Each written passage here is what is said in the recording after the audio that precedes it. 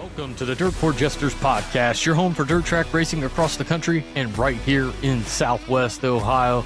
This is Josh, joined by EJ. It's episode 88. We're back from the King's Royal, where Macri reigns supreme. The PDC and Indiana Sprint Week are here. I hope you guys are ready to get dirty.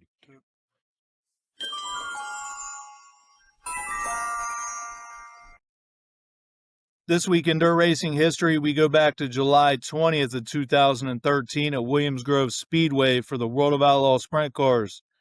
We've seen Donnie Schatz pick up the win, Greg Hodnett in second, and Lance DeWeese round out the podium. Let me talk to you. So Tanner English is officially your 2026 Summer National Champion. He had 4 wins, 19 top 5s, and 21 top 10s in 22 starts. The only time he finished outside of the top 10 was a starting park due to the series issuing show-up points only. Pretty interesting there. He had an average finish of 3.6 and was on the podium a total of 17 times. And that the Hell Week, it's wild, man. Just a boatload of races. For some reason, I think the show-up points was related to weather, perhaps. I can't remember. I remember seeing something about it.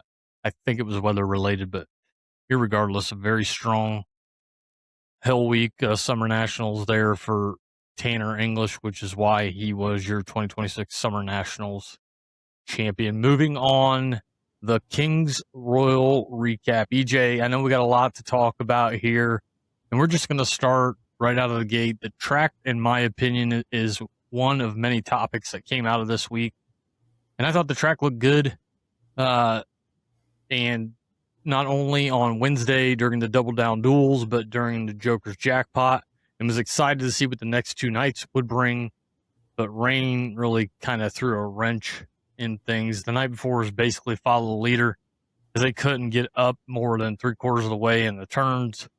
It was a little better for the King's Royal.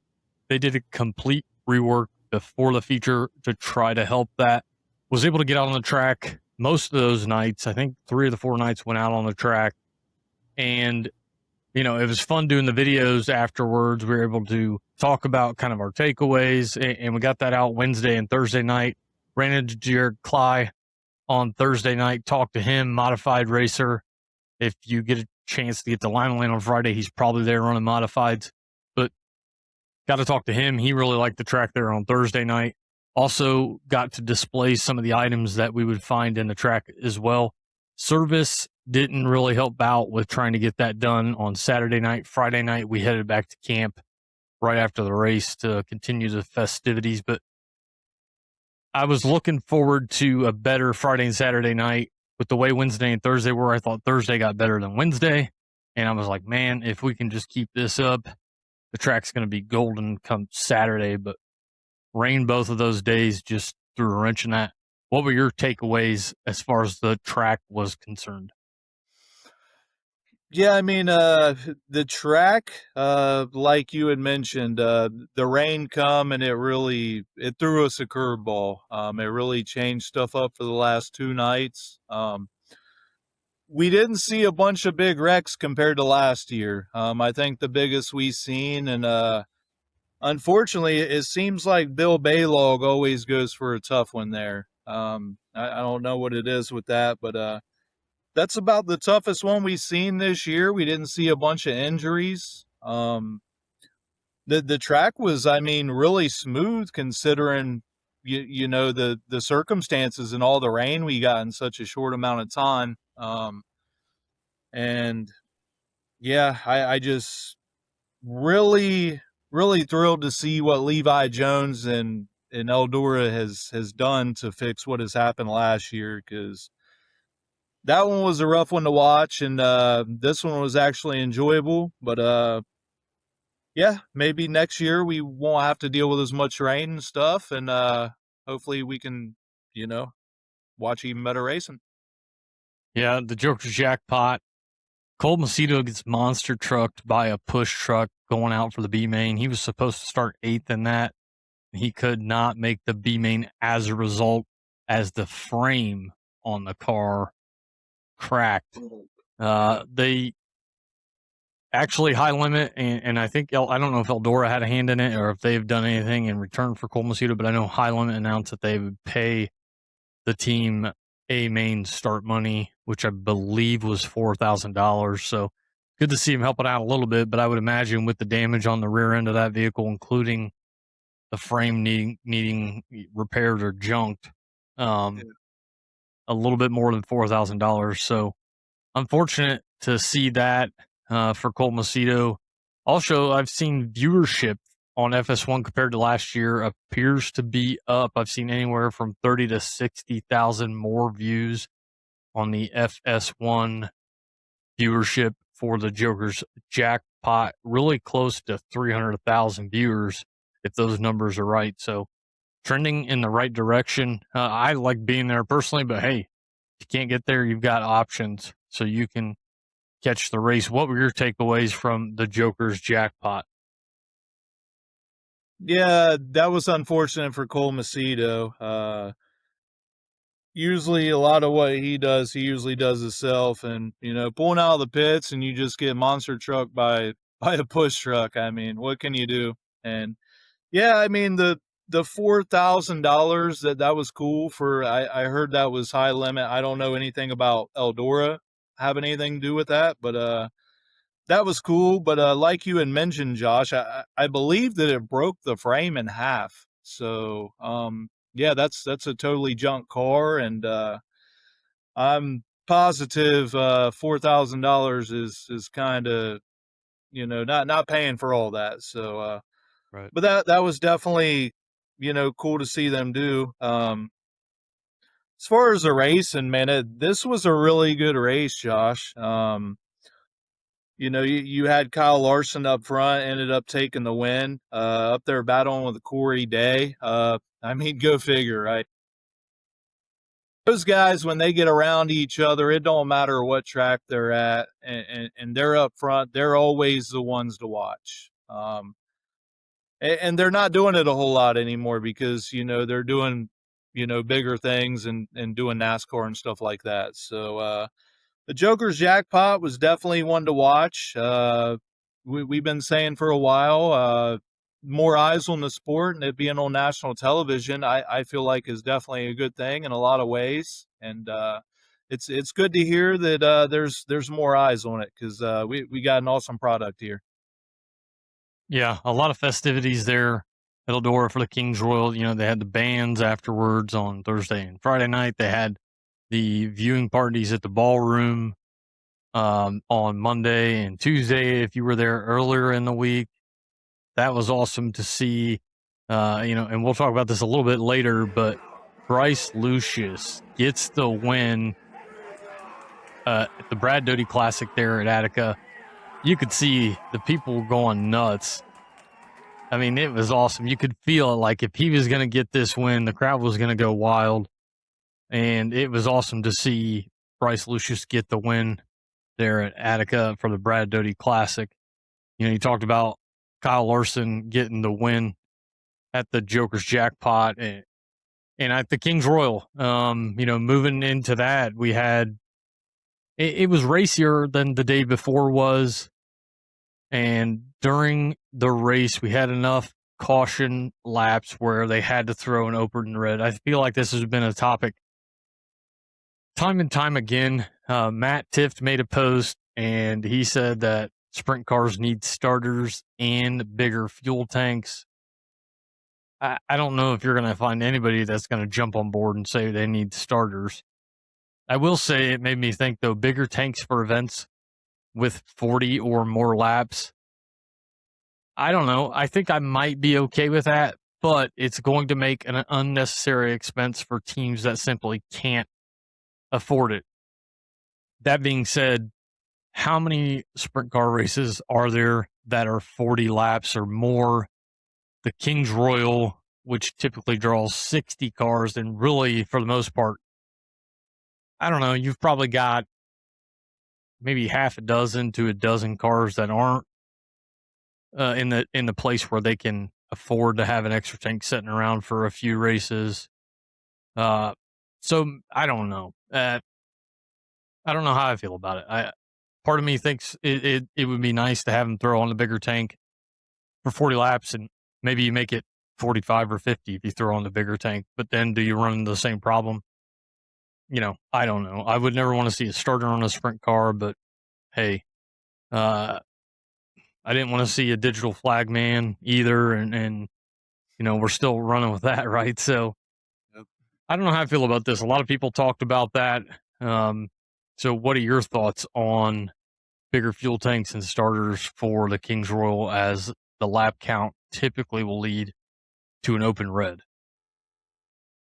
Yeah, I'm a fan of more laps. And as far as the fuel tanks, we just run into a problem not too long ago where it was a big safety thing to keep those things bolted on the car. I don't know what's going on with that nowadays, but I'm assuming if you're going to put a bigger fuel tank on it, it's going to create more of a safety concern, in my opinion. Yeah, and yeah, that's a good point. That's been a big topic recently. So Yeah, well, there's been, they went to 6 bolts this year, I believe. They're required to have 6 points yep. of contact for the fuel tanks, and they're still having issues. So I'm not going to pretend that I have the solution. We just try to talk about it. Yeah. But no, that's an interesting point. If you go with a bigger fuel tank, obviously you've got more of a load, more weight there, and now 6 probably won't be enough in that circumstance. So yeah, that's interesting. I hadn't thought about that. Yeah, and like I said, Josh, I mean, I'm definitely a big fan of the big races like they do the Knoxville Nationals. I believe that's 50 laps as well with a break at 25 laps. So Mm-hmm. I don't see why Kings Royal wouldn't be any less than that myself. But yeah, just the whole safety thing, and I know they're looking to keep the drivers and everybody and the fans safe. So yeah, definitely. I agree with more laps, but I mean, what can you do as far as safety in that? Yeah, and if it wasn't the open red, which I wasn't thrilled to see it, because really the race started off like, oh, this thing might go green the whole way, and then eventually run into the open red, which I know I would have to go back. Curiously, I would want to go back and look and see how often there's an open red in the Kings Royal, because I feel like I've seen it multiple times in the last 10 years at least. So I don't know what the answer is there, but certainly something to consider. And I think Levi and the folks at Eldora are going to be thinking about what can we do to make Kings Royal in 2027 bigger and better than it was before. Maybe that's a conversation that happens in the off season with Eldora and the series, whether it be the Outlaws or Highland or both, to figure out what the solution is for the Kings Royal. What was the open red? Was that when they gave Carson Macedo like it was like 20 minutes in the work area, or are we talking about the same night? I think if I remember, they came back from a caution, and then the open red occurred. I feel like he lucked out from that, because I think they went to go green, and then there was another caution, if I remember right. Yeah. There were complaints about the format. We talked about the format on the roundtable. Yep. When it comes to that, I don't know. I heard Logan Schuchart talking after the race, and I couldn't pick up everything he was saying because he spoke for quite a while, but I definitely got the impression that he was not at all happy with the format. The format is what the format is. Like, Yeah. it's been that format for a long time. So I don't know what to say to that. The rain, obviously, when the rain came, it kind of screwed things up. I don't know what I like to see more of a, honestly, like, just thinking off the top of my head, the Joker's Jackpot is a 2-day event where the first day points help lead into the second day. Why not work together? Why not make it the 4 days at the Kings Royal? Make it points based. First 3 days, you accumulate points, and it helps you set up for Saturday. Yeah, I mean, it's just different with the Kings Royal in that week, because now where it used to be a 2-day event, just World of Outlaws, now it's split between both the National Series. And yeah, I would love to see both of those series work together more. I feel like we're stepping in the right direction as far as that's concerned. But yeah, man, I'm really fond of the Kings Royal, Josh, OH, right? So, Yeah. yeah, I don't see it being any less than the Knoxville Nationals. I know the Knoxville Nationals, that's all World of Outlaws. So, Right. High Limit takes that entire week off just for that event. And, yeah, so, hopefully here soon. I mean, I don't see it changing, but it's been a big week in sprint car racing for our state for a couple years now. So hopefully we can see it continue to grow and see even more drivers at every event. Yeah, I mean, it's the biggest race next to Knoxville Nationals, biggest sprint car race in the world, in my opinion. I think a lot of people would feel the same. $6,000 to start. We talked about that. Like, give me $10,000 to start next year. I still don't know how many cars you're going to draw on that. I think maybe you would get 80. I think 80 cars at $10,000 to start. But the Kings Royal format is what it is. I'm thinking out loud as far as how can we do things to improve it. It's a 4-day show now. Like you said, there's 2 series involved. Maybe we just leave it alone. It is what it is. Like, going into the event, you know what the format is. It's not a surprise. So would it be different if it was a 4-day points event where the first 3 days the points accumulate to lead to the final night? But then there's just so much that would have to go into that. How does that change up the night? Night 1 of High Limit, when you have the double down duels, that's all points based. And so that's almost like a regular night. Where night 2, number 1, it's on FS1, so they're trying to crunch in the time, right? Number 2, the points from the night before help seeding for that day, so that shortens up the show.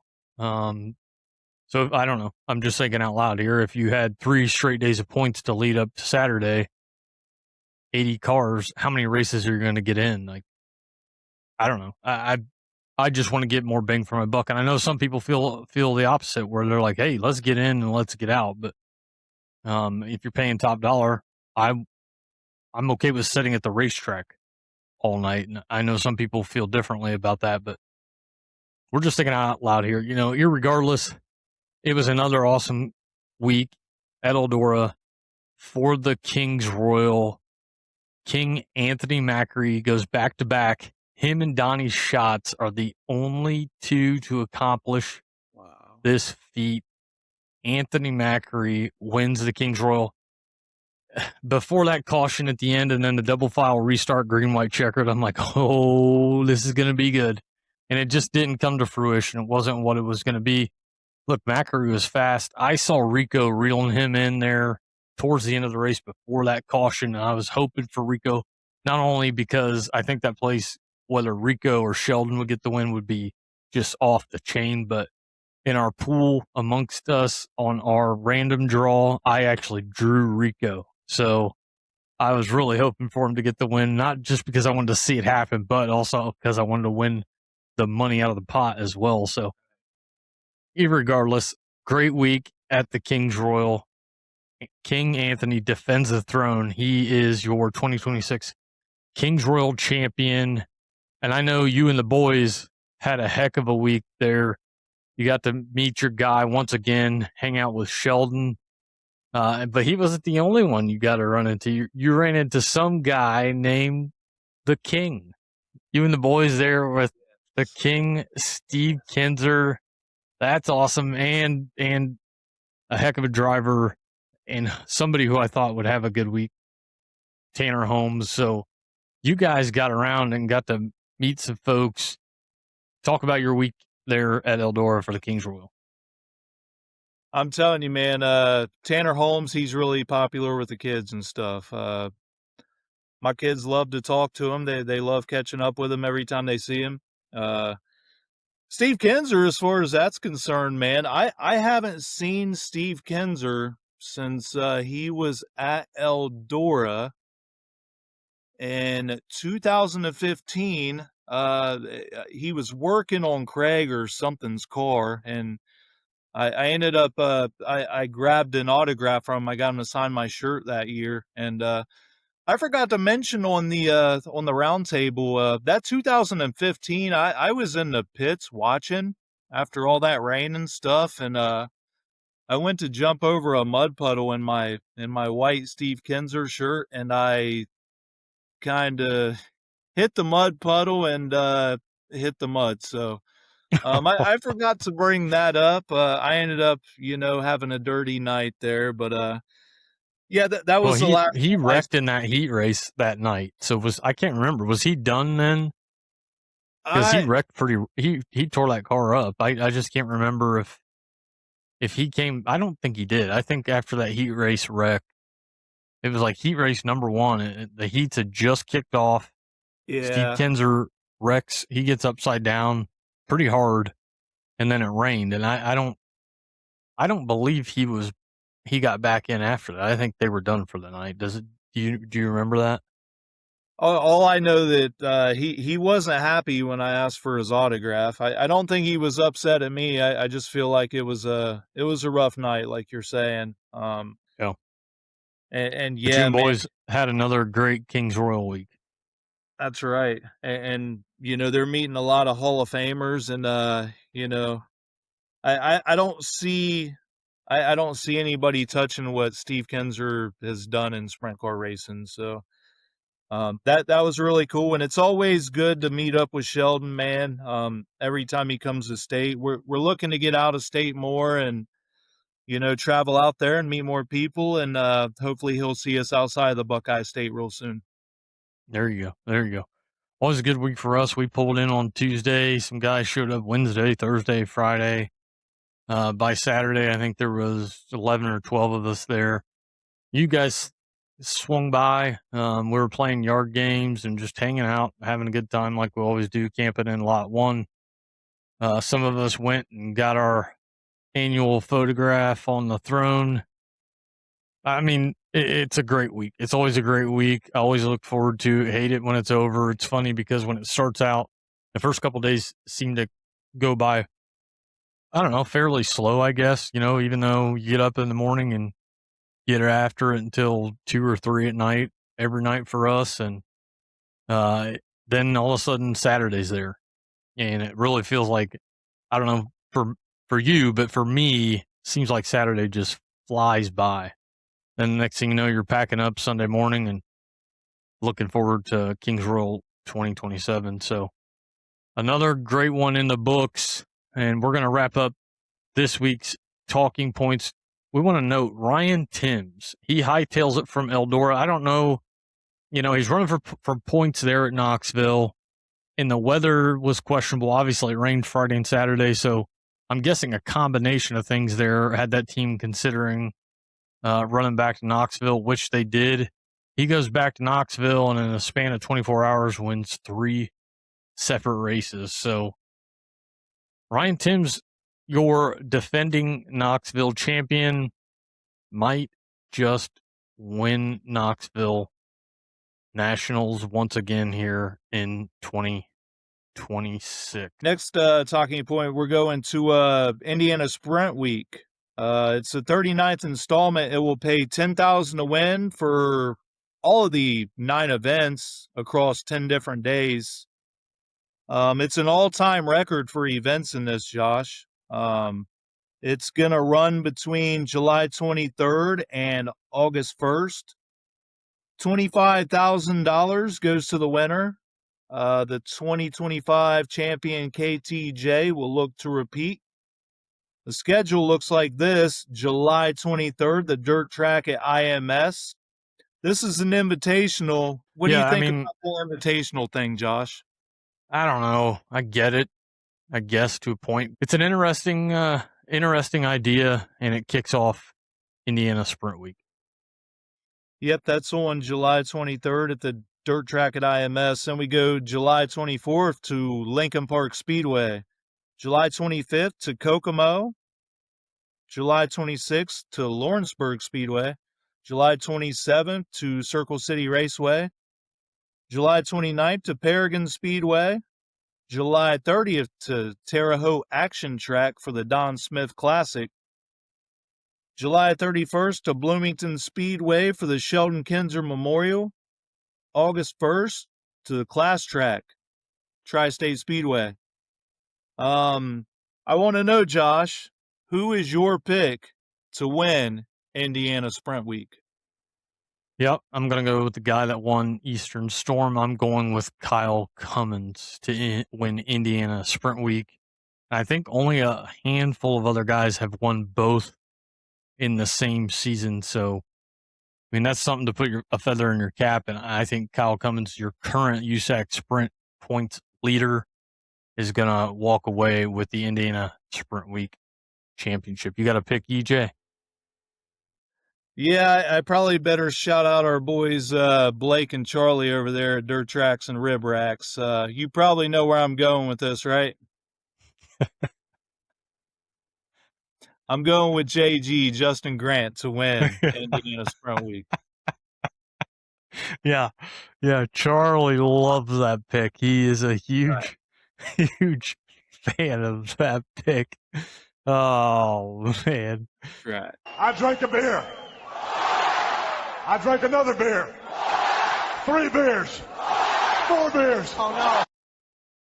This week's race recap and racing to come. Monday, July 13th, Fremont Speedway had high limit, and Brent Marks gets the win. Justin Peck in second. Aaron Reitzel from 13th to 3rd. Kerry Matson in 4th, and Gio Selzy rounds out your top 5. Tuesday, July 14th, Attica Raceway Park in the Brad Doty Classic.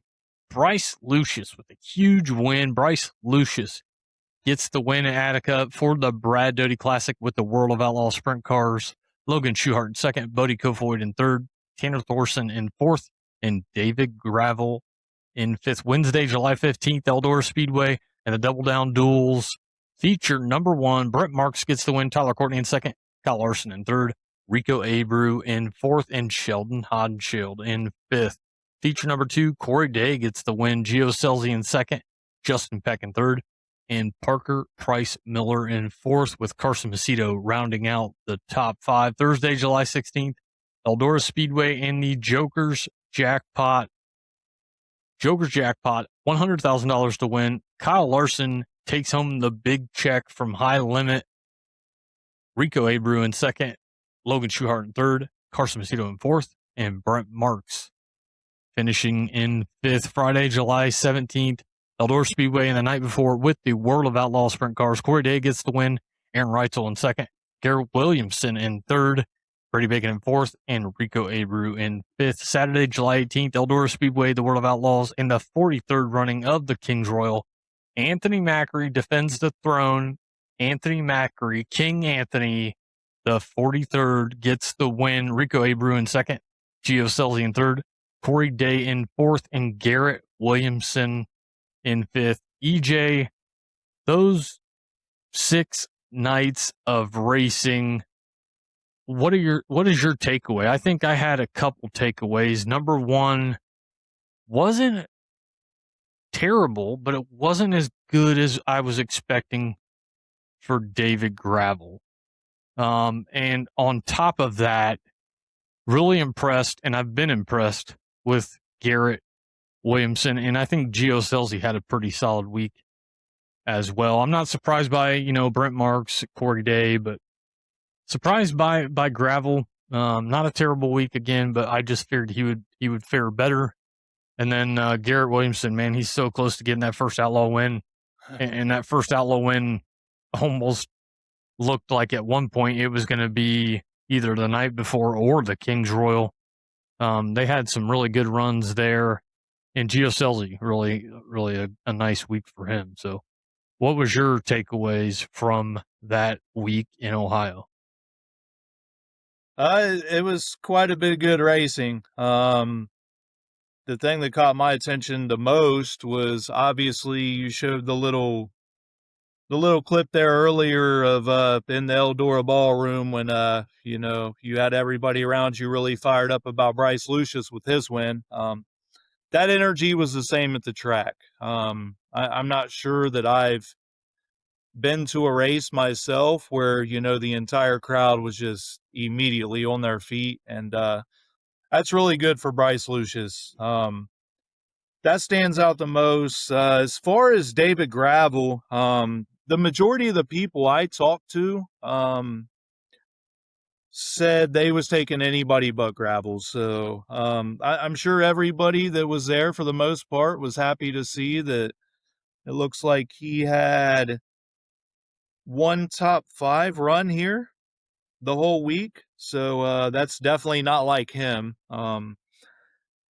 I don't think he was really in the back or anything, but you would expect him at a marquee event like this to, be up here contending with the Buddy Kofoids and the Aaron Reitzel's and Ricos and the Kyle Larsons and, the people that was up there. So, yeah, and always, man, I love Eldora. I can't say enough about going to Eldora. It's my favorite place to go watch race, and the Kings Royal is my favorite event. So, just good racing all week, Josh. Just out here making memories with the boys, and man, in the end, that's what life's all about. Yeah, no doubt. Getting to the end of this episode 88. EJ, what kind of racing to come is on the calendar? So our racing to come Tuesday, July 21st at Lincoln. It's Flow Racing Night in America. Lernerville will have High Limit. Weekend with the World of Outlaw Sprint Cars. Wednesday, July 22nd at Fairbury will be Flow Racing Night in America. Weekend will also have the World of Outlaw Sprint Cars. Thursday, July 23rd, Ransomville will have High Limit. The dirt track at IMS will be Indiana Sprint Week, night number 1 with the USAC Sprints. Friday, July 24th at Attica, the AFCS 410s and 305s with super late models. Fairbury with the PDC, night number 1 with the World of Outlaw late models. I-96 will have the GLSS. Livonia will have the USCS. Lima Land with the Great Lakes traditional sprints, the mods and the stocks. Lincoln Park will have Indiana Sprint Week, night number 2 with the USAC Sprints. Mississippi Thunder Speedway will have the IRA Sprints. Moeller will have Ohio Valley SCDRA 1,000 to win for the stock cars there. Ohio Valley Speedway, $5 general admission for that event. What a deal there. Yeah. Raceway 7 will be first responders will get in free. That's here in Ohio as well. State Line will have High Limit. And Williams Grove Speedway will have the PA Posse 410s.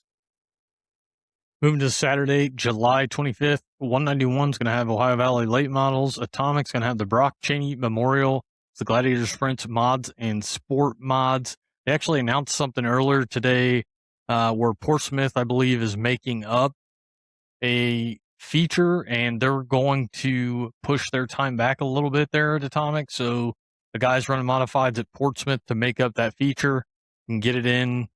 Either Atomic push their time back or Portsmouth push their time up. I believe Portsmouth may have pushed their time up. So either way, both tracks working together so those modified drivers can run there at Portsmouth and then trek to Atomic for the Brock Cheney Memorial. So it's good to see that. Gladiator Sprints mods and sport mods will be on hand there at Atomic on Saturday, July 25th. Cedar Lake's going to have IRA. Crystal's going to have GLSS. Dixie Speedway with USCS. Dodge City with ASCS. Fairbury and the Prairie Dirt Classic with the World of Outlaw late models. Can the Squirrel, Brian Shirley, repeat? And EJ, I'm going to ask you, who is your pick to drive to the bank? One of the coolest things out of any of these crown jewel events in any discipline of motorsports. You get to drive your race car to the bank. Who's your pick, DJ? Well, I mean, Josh, I'm not going to take the same as you, but it's really hard to go against a smooth operator right now. I'm going to take Bishop. I'm going to have to go with the smooth operator, Bobby Pierce. I think he's going to get his second PDC. I believe it was a couple years ago that he won, and I think he's going to drive that 32 to the bank come Saturday night. Move to Florence, the Sling and Dirt late models, Race Saver Sprints, and $1,000 to win for the Crown Vics. Dollar drinks, dollar food items, dollar beer. Get to Florence. They've got late models, sprint cars, and Crown Vics, and dollar items at the concessions. You can't beat that. Fremont AFCS 410 and AFCS 305s, as well as the dirt trucks. Goods Raceway is going to have Christmas in July. Kokomo and Indiana Sprint Week, night number 3 with USAC Sprints. Port City and Power Eye Midgets. Port Royal with the Greg Hodnick Classic and High Limit. Portsmouth is running. Sharon has 410s, UMP mods, Rush sprint cars, and Crown Vics. Weed Sport with the World of Outlaws sprint cars. And Sunday, July 26th, Good Raceway is going to have Enduro. Hilltop's going to have flat track quads and Enduros. Lawrenceburg and Indiana Sprint Week, night number 4 with the USAC Sprints. Moeller's going to have open practice. Port Royal and the Bob Weikert Memorial, $100,000 to win with High Limit. Aaron Reitzel looking to repeat. My pick, I think King Anthony gets another 6-figure payday with just over a week from his Kings Royal win. I think Anthony Macri is going to win the Weikert and pocket $100,000. EJ, do you have a pick for that race? Yeah, I would like to pick, I'm counting so much cash, I can't hear you. That's who I'd like to see win again. Honestly, Josh, I'm going to go ahead and I'm going to stay PA posse with you, and I'm going to take Chase Dietz in this. Oh, all right. I mean, yeah. Yeah, I mean, him and King Anthony, they've been out there battling it out, the last month or so since. I can't believe the comeback from injury, man. I really can't. But, yeah, man, I look for Chase Dietz to be up there contending for the win, and I wouldn't doubt that he gets one of the biggest paydays of his career here. Yeah, nice pick there. Wrapping up racing to come Sunday, July 26th, Weed Sport, night number 2 with the World of Outlaw sprint cars. Any plans for you this week, EJ? Hopefully looking to get to a new track. The Saturday's usually my go-to day. So Portsmouth is definitely up there as well with their reopening here. I've never been there either, and I don't want to blow my chance and get to an awesome venue like Portsmouth and see all the changes they made to make the track better. Yeah, I don't know if you could get to Portsmouth Saturday and then get their, I believe they're making up features from last week, and they're going to have then their normal Saturday race. A full show. You could go catch the features there at Portsmouth and then head up to Atomic and get 2 tracks in the same day. Yeah. Yeah, and Atomic's running the sprint cars too, the 410, so. Yep. Yeah. Well, I'm hoping to get to Lawrenceburg on Sunday for Indiana Sprint Week. And then I think, depending on how things go for Monday, Circle City for the first time for another night of Indiana Sprint Week. So might get to the track back-to-back days, 2 different tracks, one of them a new one. So I'm looking forward to that. Want to shout out everybody that we ran into during Kings Royal Week. Yes. Just really appreciate all the support and all the new followers over the last week. We're over 1,000 on Facebook. We're over 1,000 on X, and we're almost at 200 on YouTube. If you haven't been over to our YouTube, everything's Dirt Court Jester. Get over to our YouTube. You can check out not only the podcast, but other content we've put out, including older episodes. EJ, anything before we wrap it up? my schedule is subject to change, and hopefully we'll get out to do some good racing. But yeah, Josh, I always appreciate the opportunity to come on. It was good to come out with the boys and hang out with you at Kings Royal, and look forward to get back out there next year and hang out even more with you. And yeah, man, like always, like I said, thanks for letting me be on the podcast, man. Let's go Sheldon Hodenshield. There you go. Everybody like, follow, share, subscribe. Thanks for the support, and we hope to see you at the track.